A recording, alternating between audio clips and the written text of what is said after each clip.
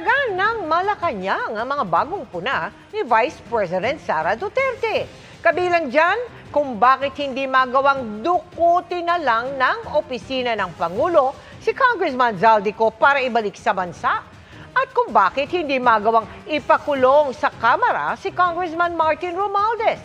Nakatutok si Ivan Mayrina.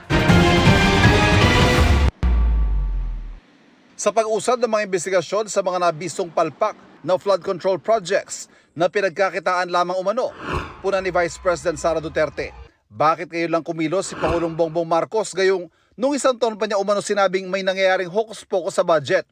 Kinwestiyon din niya ang sinseridad ng Malacanang sa paghabol sa mga nasa likod ng anomalya. Partikular niyang binanggit na nag-resign na si House Speaker na si Representative Martin Romualdez at Representative Zaldico na itinuturong isa sa mga nasa likod ng pagsingit sa budget para mapondohan ang mga kinukwestiyon ngayong flood control projects. Kasi tinuro na, pinangalanan na, hindi lang ako ang nagsabi, Zaldico at Martin Romualdez. Si Zaldico, hinayaan nilang umalis ng bansa. Si Martin Romualdez, hinayaan nilang mag-resign. No? Nag-resign naman na, so tapos na ang usapan. Sina Romualdez at Coy pinangalanan ng mag-asawang contractor na Curly at Sara Diskaya sa pagdinig sa Senado. Itinanggi na ni Romualdez ang alegasyon habang nasa ibang bansa naman si Co. Ang Office of the President, involved sila sa kidnapping ni dating Pangulong Rodrigo Duterte.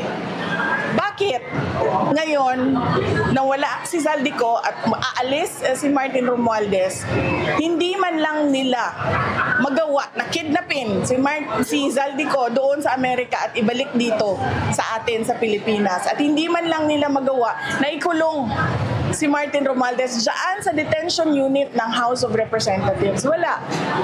Dahil wala silang sinseridad, pinapakita lang nila sa mga tao na kunwari meron silang ginagawa.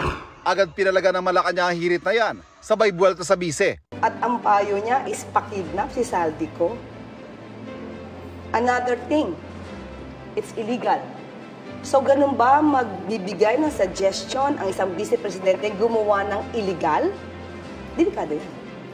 Di ba niya natandaan na mas madalas di siya magbiyahe at hinahayaan siya ng Office of the President kahit meron din nakabimbi na issue tungkol sa korupsyon na parte ng Articles of Impeachment?